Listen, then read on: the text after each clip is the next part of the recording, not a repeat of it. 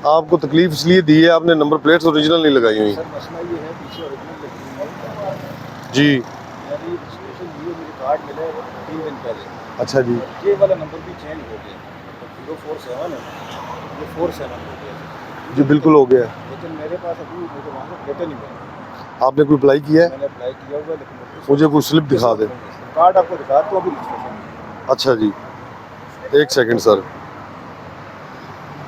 एक सेकंड मुझे दे दें बस। मेरे साथ ज्यादती ना ना ना ना, इन अल्लाह के हुक्म से ज्यादा नहीं होगी सर, बेफिक्र रहें इस चीज़ से। ये मुझे अभी लेकिन आपकी पहली प्लेट्स किधर है?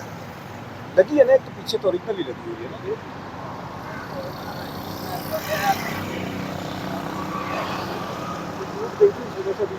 नंबर ये वाला आ जाना है इसके ऊपर। अभी आपका टोकन भी ड्यू है सर 1 साल का। टोकन सब दिया हुआ है जी अभी दिया इसके साथ जब नहीं दिया सर, वो अभी 25 का देना है आपने।